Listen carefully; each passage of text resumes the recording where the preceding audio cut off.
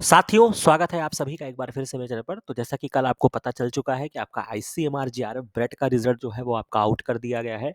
अब हम यहाँ पे इस पर्टिकुलर वीडियो में बात करने वाले हैं कट ऑफ को लेके, जो कि ऑफिशियली डिक्लेयर नहीं की गई है, बट फिर भी क्या हमको जानकारी मिली है, किस तरीके से यहाँ पे रिजल्ट को हम एनालिसिस करने वाले हैं कि कुछ बच्चों को कन्फ्यूजन है, जिन बच्चों का सिलेक्शन नहीं हुआ है, जिन बच्चों का सिलेक्शन हुआ है, या जो हमारे फ्यूचर के स्टूडेंट हैं कि जो फर्दर एस्पिरेंट जो आईसीएमआर को टारगेट करने वाले हैं, तो उनके लिए भी कुछ इंपॉर्टेंट पॉइंट है, कुछ मैसेज है जो यहाँ से वो समझ के जा सकते हैं। तो पर्टिकुलर इस वीडियो में हम रिजल्ट को एनालिसिस करने वाले हैं और लास्ट पार्ट में मैं आपको ये भी बताऊंगा कि जिन बच्चों का क्वालिफाई हुआ है उनको अब फर्दर क्या प्रक्रिया करनी होगी। तो ये पर्टिकुलर पॉइंट्स पे जो है वो हमारा वीडियो रहने वाला है। तो बहुत इंपॉर्टेंट वीडियो है, इसको बहुत अंत तक देखिएगा और ज़्यादा से ज़्यादा इसको शेयर करिएगा, ताकि जो आपके फ्यूचर के एस्पिरेंट हैं, जो आने वाले टाइम पे आईसीएमआर को टारगेट करने वाले हैं, उनको एक बेटर चीज़ें समझ में आ सके या उनका एक विज़न क्लियर हो सके कि अगली बार हम कैसे इस पर्टिकुलर एग्ज़ाम की तैयारी कर सकते हैं। ठीक है? तो सबसे पहले यहाँ पे हम एक-एक करके हर पहलू पे यहाँ पे बात करेंगे। तो जैसा कि आप आईसीएमआर की वेबसाइट पे जाएँगे, बहुत सिंपल है, हालाँकि इसका पीडीएफ ही अवेलेबल है, तो आपको कुछ करना नहीं है, आपको आईसीएमआर की वेबसाइट पे जाना है। वहाँ पे आपको इस तरीके से कुछ एक इंटरफ़ेस दिखेगा, result for biomedical research eligibility test, और आपको एक पीडीएफ दिखेगा, उसको आपको डाउनलोड कर लेना है। तो ये आपका रिज़ल्ट जो है वो आपका डिक्लेयर हो गया। अपार्ट फ्रॉम दैट, अगर मैं बात करता हूँ इस नोटिफिकेशन में क्या-क्या बोली गई है, तो ये आपका 20 दिसंबर 2024 की नोटिफिकेशन है और यहाँ पे एक बहुत सिंपल बात बताई गई है और कुछ इंटरेस्टिंग फैक्ट्स जो मैं यहाँ पे लेकर आऊँगा कि जो आपको समझना इंपॉर्टेंट है, क्योंकि अभी आपके दिमाग पे, क्योंकि इस एग्ज़ाम को लेके बहुत सारी ऐसे क्वेरीज़ थी या बहुत सारी ऐसी अननेसेसरी चीज़ें हुई हैं, जो इस एग्ज़ाम को कटघरे में खड़ा करता है। लेकिन फिर भी मैं कहूँगा कि जो हुआ सो हुआ, बट उस पर्टिकुलर रिज़ल्ट को जो इन्होंने डिक्लेयर किया है, वहाँ पे मुझे लगता है कि डीएचआर की तरफ से, आईसीएमआर की तरफ से चीज़ें ठीक ही हैं, मतलब उन्होंने कुछ ऐसा मिस्टेक नहीं किया है, तो वो चीज़ मैं आपको दिखाना चाहूँगा। बाकी एग्ज़ाम के पैटर्न को लेके और बाकी चीज़ को लेके जो अनसर्टेनिटी थी, वो तो थी ही, ठीक है? बाकी हमारी क्या प्रेडिक्शन थी, वो किस हद तक सही हुई है, उस बात को भी हम यहाँ पे आपको बताएँगे। तो ये आप देख सकते हैं, रिज़ल्ट जो है आपका पर्टिकुलर एग्ज़ाम 14 सितंबर को कंडक्ट हुआ, एनटीए के माध्यम से कंडक्ट हुआ। अब यहाँ पे 2 चीज़ें हैं कि आपकी 2 तरीके की मेरिट लिस्ट आपकी जारी हुई है। एक आपका लिस्ट 1 में स्टूडेंट्स के नाम है, एक आपका लिस्ट 2 में स्टूडेंट के नाम है। एक चीज़ याद रखिएगा, दोनों ही स्टूडेंट्स को आपको आईसीएमआर जो है, वो आपको फेलोशिप प्रोवाइड करेगा। 37,000 जो आपका जेआरएफ का नॉर्मल चल रहा है, वो आपके दोनों ही बच्चों को मिलेगा। बस फ़र्क केवल इतना है कि जो फर्स्ट वाले स्टूडेंट हैं, वो पूरे तरीके से स्वतंत्र हैं कि वो भारतवर्ष के किसी भी कोने में जाके, किसी भी इंस्टीट्यूट में जाके अपनी पीएचडी कर सकते हैं, यूनिवर्सिटी में कर सकते हैं। बहुत ध्यान से समझना, यूनिवर्सिटी में कर सकते हैं, रिसर्च इंस्टीट्यूट में कर सकते हैं, आईटीज़ में कर सकते हैं, मतलब कुछ भी जगह जाके मेडिकल कॉलेज में करना चाहें आप वहाँ पे कर सकते हैं। लेकिन जो आपके लिस्ट 2 वाले स्टूडेंट हैं, इनको, इनके लिए थोड़ी-सी एक स्पेशल गाइडलाइंस है, या उनको एक पर्टिकुलर चीज़ का फॉलो करना है, और वो फॉलो ये करना है कि इनको केवल और केवल आईसीएमआर के इंस्टीट्यूट में जॉइन करना है, जो कि आपका एसीएसआईआर से एफिलिएटेड है, क्योंकि लास्ट ईयर ही आईसीएमआर का कोलैबोरेशन हुआ है।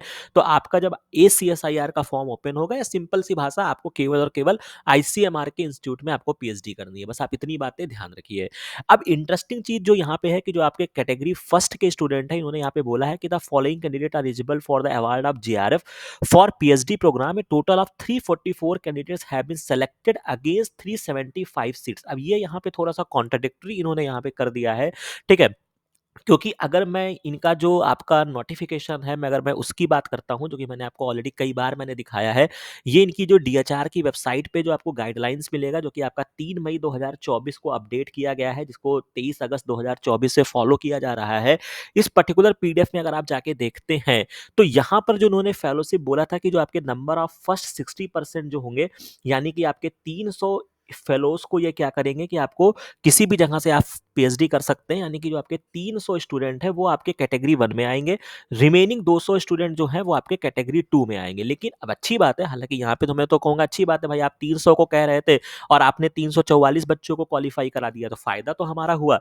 लेकिन बात यहाँ पे फिर आ रही है कि अगर आपने बच्चों को क्वालीफाई कराया और आपके पास अगर 375 सीटें थी, तो ये जो 20-25 सीटों का गैप इन्होंने किया है, वो क्या आवश्यकता थी? या जो 30 सीट्स यहाँ पे वेस्ट हुई हैं, उनका क्या मतलब है? तो इसका एक बहुत सिंपल सा आंसर है कि कभी भी आप किसी भी एग्ज़ाम को उठा के देखिए, और ये चीज़ें आप बहुत सहजता के साथ समझ सकते हो, और बहुत अच्छे एजुकेटर्स ने इन बातों को उठाया भी है, और ख़ास तौर से जब सीएसआईआर के एग्ज़ाम्स को जब आप देखते हैं, एनालिसिस करते हैं रिज़ल्ट को, तो वहाँ पे कोई फिक्स अमाउंट ऑफ सीट्स नहीं होती है, चाहे वो डीबीटी का हो, चाहे वो आईसीएमआर का हो और चाहे वो सीएसआईआर का हो, ठीक है? कभी-कभी क्या होता है, मान लो कि अगर मैं रफली 500 सीट्स बोलता हूँ, तो कभी-कभी 470 बच्चे ही क्वालीफाई होते हैं और कभी-कभी 530 बच्चे भी क्वालीफाई होते हैं। तो ये जो प्लस माइनस 30-40 का रेशियो होता है, इस पे आप कोई बहुत ज़्यादा क्लेम नहीं कर सकते हैं। ये जो आपकी रिस्पेक्टेड फंडिंग एजेंसी है, उस समय सरकार की तरफ से कितना फंड आया, कितना इनके पास अवेलेबल है, तो ये बहुत सारे फैक्टर्स पे निर्धारित करता है। ठीक है? तो यहाँ पे आप पर्टिकुलर हालाँकि इन्होंने तो आगे या तो सीधा 344 कैंडिडेट्स को क्वालीफाई कर देते, तो इनका कह सकते हैं कि मतलब एक बेवकूफ़ी की हद होती है, मैं तो कहूँगा कि जब आपके गाइडलाइंस पे 300 सीट्स लिखा था, तो आप 344 लिख देते। आपको तो भैया एकदम से राजा मान लिया जाता कि भैया देखो आपने 300 का कमिटमेंट किया था, लेकिन आपने 344 बच्चों को दे दिया। लेकिन फिर उन्होंने अपने ऊपर प्रश्न चिन्ह लगाने का इनको मतलब समझ रहे हो ना कि इनका मन करता रहता है कि कैसे मुझ पे कोई एलिगेशन लगाए, ठीक है? तो वो काम इन्होंने यहाँ पे किया है कि 375 बोल के कहा है कि हमने 344 स्टूडेंट्स को सेलेक्ट किया है। अब ये जो क्राइटेरिया यहाँ पे आपकी फुलफिल हुई है, अब इसमें भी बहुत सारे फैक्टर्स हो सकते हैं, किस बेसिस पे लिया ये यही जान सकते हैं। बट ओवरऑल स्टोरी ये है कि आप किसी भी मेडिकल कॉलेज, किसी भी यूनिवर्सिटी, किसी भी रिसर्च इंस्टीट्यूट में जो भारत सरकार के अंतर्गत आती है या आईसीएमआर के इंस्टीट्यूट में आप ज्वाइन कर सकते हैं अपने चॉइस पे, यानी कि अपने सुविधा के अनुसार। भारत में these candidate are required to activate their JRF fellowship within 1 year from the date of declaration of the result. यानी कि आपको एक चीज ध्यान रखना है कि जो आपकी अवार्ड लेटर होगा, जो आपको मिलेगा, ऑब्वियस सी बात है, ये बहुत ही मतलब बहुत ही फैक्ट है, तो इसमें आप आईसीएमआर को भी कुछ नहीं कह सकते। ये हमेशा केवल 1 साल का समय देते हैं, यानी कि आपको जब अवार्ड लेटर मिलेगा, और खास तौर से रिजल्ट डिक्लेयर जो है ये आपका 20 दिसंबर से हुआ है, तो यानी कि आपको 20 दिसंबर, मुझे लगता है, हालांकि जब आपका अवार्ड लेटर आएगा तो उसमें वहां पे मेंशन रहेगा कि आपको 20 दिसंबर 2025 तक आपको कहीं ना कहीं पीएचडी में इनरोल हो जाना है। बस सिंपल सी बात, आपको इतनी ध्यान रखनी है। तो ये कहानी हो गई। इसके बाद जो आपके कैटेगरी 2 वाले स्टूडेंट हैं, इसको भी उन्होंने यहाँ पे मेंशन करके रखा है कि जो आपके जूनियर रिसर्च फेलोशिप है, वो रजिस्टर कर सकते हैं अपने पीएचडी प्रोग्राम को under ICMR faculty of medical research at ACSIR. ठीक है? अब यहाँ पर इन्होंने क्या किया है कि इन्होंने फिर वही बात कह रहे हैं कि यानी कि 375 सीट के अगेंस्ट इन्होंने 162 कैंडिडेट्स को क्या किया है, इन्होंने सेलेक्ट किया है। तो फिर यानी कि अगर 375 और 375 की अगर ये बात कर रहे हैं, तो 300, 300, 600, ठीक है? तो अगर मैं बात करता हूँ, तो या तो भाई इनकी सीट्स जो हैं वो आपकी इंक्रीज़ हुई हैं, ठीक है? अगर मैं इसकी बात करता हूँ, तो 375 उधर जोड़ लीजिए और 375 इधर जोड़ लीजिए, तो यानी कि 750 सीट्स अवेलेबल हैं, ठीक है? 750 सीट्स अवेलेबल हैं, ठीक है? उसके अगेंस्ट सेलेक्ट किया गया है। फिर क्या है कि इन्होंने 162 कैंडिडेट्स को यहाँ पे उठाया है, जो केवल और केवल 27 आईसीएमआर इंस्टीट्यूट या सेंटर में जॉइन कर सकते हैं, आईसीएमआर, एफएमआर आपके अंडर एसीएसआईआर, ठीक है? अब इनके अमेंडमेंट के हिसाब से अगर मैं जाता हूँ, तो मुझे लगता है कि 344 यहाँ पे उठाया, 162 यहाँ पे उठाया, टोटल इन्होंने 506 बच्चों को सेलेक्ट किया, जो कि अगर इस अमेंडमेंट के हिसाब से अगर मैं जाता हूँ, तो 300 प्लस 200 यानी कि 500 बच्चे सेलेक्ट होने थे, बल्कि 6 बच्चों को इन्होंने एक्स्ट्रा उठा लिया है। ये पर्टिकुलर पॉइंट पे तो ये हाईली एप्रिशिएटेड है। और एक चीज़ और भी इन्होंने अच्छा काम किया कि भाई ऑब्वियस सी बात है, यहाँ पे इन्होंने जो 44 स्टूडेंट को एक्स्ट्रा फिल किया, अगर इस नज़रिए से मैं देखता हूँ, तो अच्छी बात है, कम से कम इन 44 स्टूडेंट्स को एक्स्ट्रा बेनिफिट तो मिलेगा, कम से कम वो पूरे भारतवर्ष में कहीं न कहीं पीएचडी जॉइन कर सकते हैं, वो पर्टिकुलर एक दायरे में नहीं आ रहे हैं। तो उधर की सीट इन्होंने कम कर दिया, मुझे लगता है ठीक है, कम से कम 162 बच्चे ही बाध्य हैं कि आप केवल एसीएसआईआर या आईसीएमआर के इंस्टीट्यूट पे जॉइन कर सकते हैं, ठीक है? बट फिर भी वही कहानी यहाँ पे फिर फँसती है कि अगर इस हिसाब से देखा जाए, तो आपके पास 375 और 375 वाली जो स्टोरी थी, तो आपने तो काफ़ी सीट्स जो है वो आपने नहीं दिए। ठीक है? तो ये एक पर्टिकुलर पॉइंट है जहाँ पे प्रश्न चिन्ह लग रहा है, बट फिर भी क्या होता है, क्या नहीं होता है, वो तो बात की बात है। अब हम दूसरे पॉइंट पे आते हैं, तो ये पर्टिकुलर पॉइंट मैंने क्लियर कर दिया। अगर आप इनकी गाइडलाइंस के अकॉर्डिंग जाते हैं, तब कोई दिक्कत नहीं है, 500 बच्चे होने थे, 506 बच्चों को क्वालीफाई किया। लेकिन अगर ये बोल रहे हैं कि हमने 375 सीट्स के अकॉर्डिंग सेलेक्ट किया है, तो भैया या तो फिर उन्होंने कोई एक बॉर्डर लाइन डिसाइड किया होगा कि भैया हम इतने परसेंटेज तक के बच्चों को उठाएँगे। तो फिर कहानी वहीं पर आके फिर तो एक और क्वेश्चन यहाँ पे अराइज हो जाता है कि जैसे कि अगर आप यहाँ पे देखते हैं कि जो इनका सिलेक्शन क्राइटेरिया था, उन्होंने यहाँ पे मेंशन किया था कि हम 50% मार्क्स आपका जो होना चाहिए वो क्वालिफाइंग मार्क्स होगा ब्रेट के एग्जाम में, जनरल, अंडर रिजर्व, ओबीसी और ईडब्ल्यूएस कैटेगरी तक के लिए, और 45% होना चाहिए आपके एससी एसटी कैटेगरी के लिए, ठीक है? अब ये जो स्टोरी यहाँ पे आपकी बन रही थी, ये इन्होंने बोला था ब्रेट के लिए कि आप जो पर्टिकुलर ये एग्ज़ाम देंगे, उसमें आपका इतना स्कोर होना चाहिए, will be made on the basis of their score in the above test, यानी कि आपके ब्रेट में इतने स्कोर आपके होने चाहिए, ठीक है? लेकिन मुझे जो स्टूडेंट्स के मैसेजेस आए और जो बच्चे यहाँ पे क्वालीफाई किए और जो मेरा एक प्रेडिक्शन भी था जब इस कट ऑफ के वीडियो को मैंने बनाया भी था, तो भी मैंने ये बात बोली थी कि जिस तरीके से इन्होंने अपने पेपर को सेट किया, जो बच्चों के रॉ स्कोर्स थे और उसके अलावा भी जो उनका स्कोर कार्ड आने पर जो मैंने पेपर को भी एनालिसिस किया, मुझे ऐसे बहुत मतलब स्टूडेंट्स नहीं मिल रहे थे कि जो मतलब इनको 500 बच्चे मिल जाते हैं। मतलब मैंने बोला भी था उस वीडियो में कि चलो ठीक है, मैं मान लेता हूँ कि 100-200 स्टूडेंट्स ऐसे रहे होंगे जो इतने कठिन पेपर को या 2 घंटे में ही जो उन्होंने पूरी रायता फैलाया था, उतनी चीज़ों को भाई कोई बहुत एक्स्ट्रा ऑर्डिनरी स्टूडेंट होगा उसने कर लिया होगा, लेकिन उनकी संख्या 100 होगी, 200 होगी, 300 होगी, लेकिन 500 तो नहीं होगी। ठीक है? ये चीज़ मेरा वहाँ पे भी प्रेडिक्शन था और यहाँ पे भी ये बात सत्य साबित हुई है, क्योंकि इनको स्टूडेंट्स उतने मिले नहीं हैं। तो यहाँ पर अगर मैं बात करता हूँ तो कुछ जो स्टूडेंट्स के मुझे फीडबैक मिले हैं, जिनके मेरे पास साक्ष्य है, वो मैं आपको दिखाता हूँ, ठीक है? हालाँकि प्राइवेसी के तौर पे मैंने किसी का नाम यहाँ पे मेंशन नहीं किया है, बस कुछ मैं आपको ये प्रूफ़ दिखा सकता हूँ कि ये जो बच्चे क्वालीफ़ाई हुए हैं, जिनका नाम वहाँ पे मेंशन है। अगर मैं बात करता हूँ, पहला जो एग्ज़ाम्पल है, ये एक ओबीसी कैंडिडेट के बच्चे हैं, जिसने बायोकेमिस्ट्री में पेपर दिया है, जिसके 67.25 मार्क्स हैं, ये बच्चा आपका क्वालीफ़ाइड है, ठीक है? जो कि अगर मैं ओबीसी की बात करता हूँ, इनके अकॉर्डिंग अगर मैं ओबीसी की बात करता हूँ, तो 50% मार्क्स का मतलब बेटा ये होता है कि 50% मार्क्स की अगर मैं बात करता हूँ, तो यानी कि अगर 150 का 50% निकालेंगे आप, तो 75 नंबर होता है। तो यानी कि 75 नंबर होना चाहिए था। तो एक बात तो पक्की श्योर है कि इनको स्टूडेंट्स मिले नहीं है, इन्होंने अपने कट ऑफ को डिक्रीज़ किया है, ठीक है? लेकिन कहाँ तक लेकर गए हैं, ये कह पाना मुश्किल है, बट जो इनका एक ऑफ़िशियल क्राइटेरिया था, उस चीज़ को इन्होंने फ़ॉलो नहीं किया है, ठीक है? और कर भी नहीं पाते, क्योंकि जब बच्चे ही नहीं होंगे, उतने स्टूडेंट्स के नंबर्स नहीं आ रहे थे, तो कैसे फ़ॉलो करोगे? दूसरा जो एग्जाम्पल है, अगर मैं जनरल कैंडिडेट्स की बात करता हूँ, एक और स्टूडेंट है जो फीमेल बायोकेमिस्ट्री है, जिसके 150 में 71 मार्क्स हैं, ये बच्चा भी आपका क्वालिफाई किया है, तो एक और आपका एग्जाम्पल है। थर्ड एक और स्टूडेंट जो कि आपके बायोलॉजिकल साइंस में है, जिसके आपके जनरल कैटेगरी की मैं बात कर रहा हूँ, जनरल के भी बहुत सारे मेरे पास एग्जाम्पल हैं, ठीक है? अगर मैं जनरल की बात करता हूँ, तो यहाँ भी इनके 66 नंबर है और ये स्टूडेंट जो है वो आपका क्वालिफाइड है। इसके अलावा जो मुझे मेल मिले, उसमें भी एक स्टूडेंट ने बोला कि sir, I have qualified the ICMR JRF in category 1 general, my raw score is 69.25 in the biochemistry. तो आप समझ सकते हैं कि जो 75% नंबर वाला जो क्राइटेरिया था कि भैया आपका 50% मार्क्स होना चाहिए, वो यहाँ पे नहीं है। इसी तरीके से एक स्टूडेंट और है जो आपका एससी कैटेगरी में आता है, इसका भी अगर मैंने स्कोर देखा, तो ये भी आपके 65 नंबर है। तो जो भी बच्चे अभी तक मुझे मिले हैं, बहुत रेयरेस्ट स्टूडेंट है जिनके 75 नंबर है। हालाँकि एक मेरी जानकारी में स्टूडेंट है जिसका एग्ज़ैक्ट 75 नंबर है, जो बच्चा क्वालीफाई हुआ है।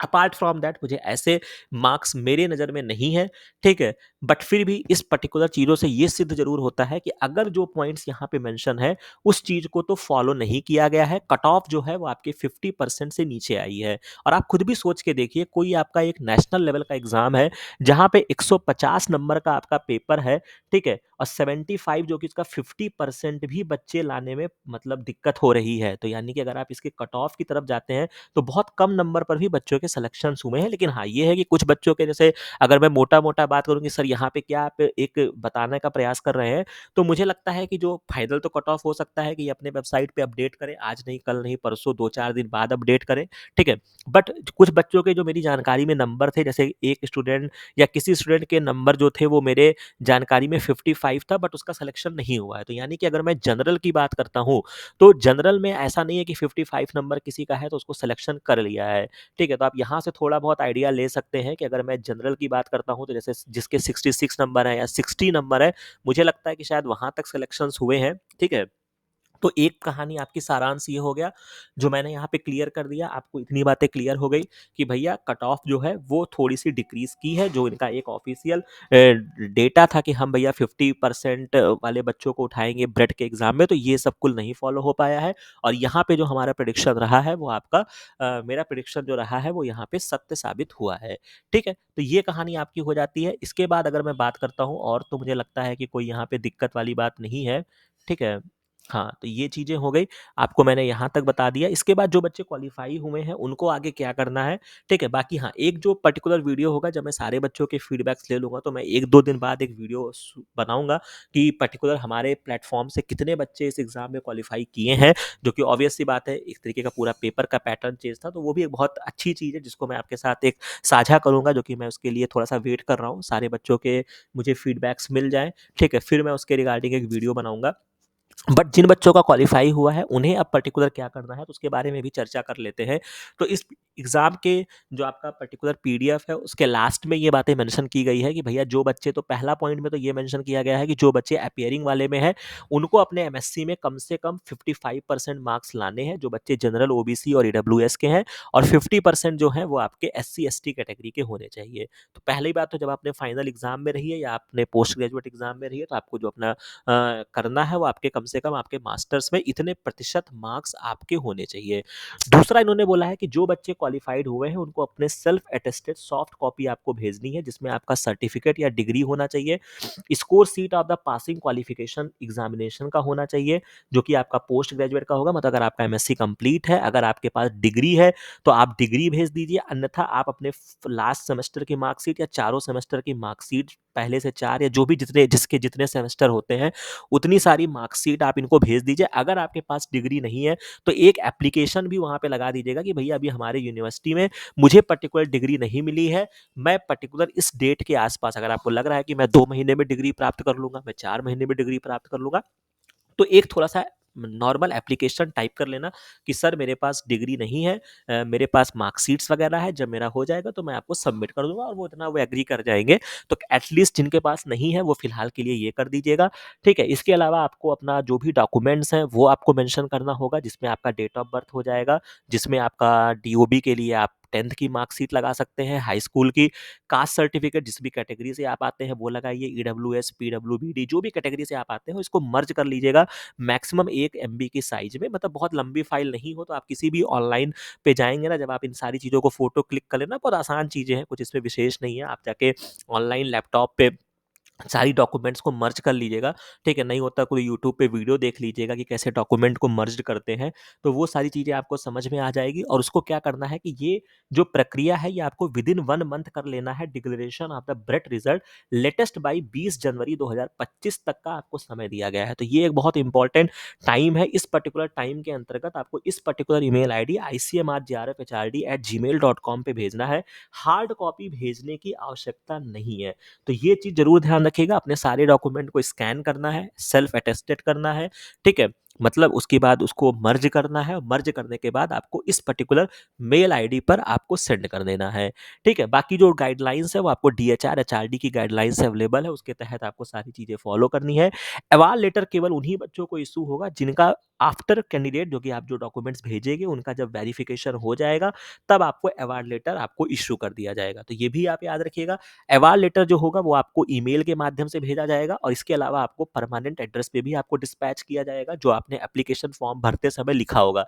अपार्ट फ्रॉम दैट, अगर आप उस पर्टिकुलर एड्रेस पे आप नहीं रह रहे हैं आज के टाइम पे, और आपको लगता है कि नहीं भैया मुझे एड्रेस चेंज करना है, तो जो ये आप फाइल भेजोगे, उसमें आप मेल में ये बात भी मेंशन कर दीजिएगा कि भैया जो आप डिस्पैच करने वाले हैं मेरा अवार्ड लेटर, वो उस एड्रेस पे मैं नहीं अवेलेबल हूँ, आप पर्टिकुलर इस एड्रेस पे अवेलेबल हूँ, तो आप वहाँ पे भेज दीजिए। तो ये भी यहाँ पे मेंशन है कि if any change in the correspondence address they may be informed via email, तो आप उनको इन्फॉर्म कर सकते हैं। और इसके अलावा जो आपको मेल भेजना है, उसमें करेस्पॉन्डेंट में आपको सब्जेक्ट, ऑब्वियस सी बात है, जब आप कोई मेल टाइप करते हैं, तो वहाँ पे एक सब्जेक्ट का ऑप्शन आता है, तो सब्जेक्ट में आपको ब्रेड 2024 लिखना है, बैच लिखना है, अपना रोल नंबर लिखना है, और एड्रेस करना है डॉक्टर गीता जुतवानी, साइंटिस्ट जी, और हेड एचआरडी थ्रू ईमेल, तो पर्टिकुलर इस पे आपको भेज देना है। तो ये चीज़ आपको याद रखना है, जो भी आपकी क्वेरी है, जो भी आपका कंसर्न है, वो आप पर्टिकुलर इस तरीके से ही करेंगे, ठीक है? तो ये चीज़ें मैंने आपको समझा दी है, मुझे नहीं लगता कि अब यहाँ के अलावा कोई ऐसा पॉइंट है जो आपका बचा है। और एक और पॉइंट जो यहाँ पे एक और बच्चों के समक्ष जो एक चीज़ था, जो मैं यहाँ पे डिस्कस करना चाहूँगा, 1-2 बच्चों के कमेंट्स आए थे कि सर इसमें जो आपकी लिस्ट 1 है, ये अनरिज़र्व्ड कैटेगरी है, लेकिन इसमें ओबीसी, एसटी, ईडब्ल्यूएस वाले भी शामिल हैं। इसका क्या मतलब है? तो ये आपका नॉर्मल भारतवर्ष में जो आपका रिजर्वेशन की पॉलिसी लागू होती है, उसी को यहाँ पे किया गया है कि एक तरीके से जो बच्चे, मान लीजिए कि ओबीसी कैटेगरी या ईडब्ल्यूएस का बच्चा का सबसे ज़्यादा नंबर आ रहा है, ठीक है? तो वो उसमें शिफ्ट कर देते हैं, ठीक है? तो ये वही कहानी है कि जो आपके पहले जो स्टूडेंट्स हैं, यहाँ की जो इतनी लंबी लिस्ट है, इसमें जनरल, ओबीसी, ईडब्ल्यूएस सभी हैं। बाकी जो नेक्स्ट वाली लिस्ट है, इसमें ओबीसी वाले स्टूडेंट्स हैं कि हाँ भैया, वो अपनी कैटेगरी में फ़ॉल किए। लेकिन कोई बच्चे का नंबर ज़्यादा आ गया, तो समझ सकते हैं, जब बच्चे का नंबर ज़्यादा आ गया, तो उसको उसमें शिफ्ट कर दिया। तो ये आपकी पर्टिकुलर चीज़ है, ठीक है? तो मुझे लगता है कि यहाँ तक मैंने सारी चीज़ें कन्फर्म कर दी है, क्लियर कर दी हैं। अपार्ट फ्रॉम दैट, इसमें भी अगर आपको कोई डाउट रह जाता है, तो आप बता सकते हैं। मेरी किसी बात से सहमत और असहमत होते हैं, तो आप उसको भी बोल सकते हैं। तो ये सारी चीज़ें मैंने आपको एक्सप्लेन कर दिया है, पेपर के बारे में एक्सप्लेन कर दिया, कट ऑफ के बारे में एक्सप्लेन कर दिया, रिजल्ट के बारे में एक्सप्लेन कर दिया। बाकी हो सकता है कि 2-4 दिन में आपको ऑफिशियल जो कट ऑफ हो, वो आपको डीएचआर और आईसीएमआर की वेबसाइट पे आपको देखने को मिल जाए। बाकी क्या आपको प्रक्रिया करनी है, वो सारी चीज़ों को भी मैंने आपको यहाँ पे एक्सप्लेन कर दिया है। तो आशा है कि ये चीज़ें आपको समझ में आ गई होंगी। बाकी नेक्स्ट वीडियो में हम इसके सक्सेस स्टोरी के बारे में बात करेंगे कि हमारे प्लेटफॉर्म से कितने स्टूडेंट्स जो हैं वो यहाँ पे क्वालीफाई किए हैं, उनके बारे में भी हम चर्चा करेंगे। बाकी आपकी क्या प्रतिक्रिया है, आप मेरी बातों से कितने सहमत हैं, असहमत हैं, वो भी आप अपनी चीज़ों के माध्यम से कमेंट सेक्शन में आप बता सकते हैं। बाकी कोई और क्वेरी है तो भी आपका स्वागत है, आप वहाँ पे अपनी बातें रख सकते हैं। बाकी मिलते हैं नेक्स्ट वीडियो में नेक्स्ट इन्फॉर्मेशन के साथ। Thank you very much.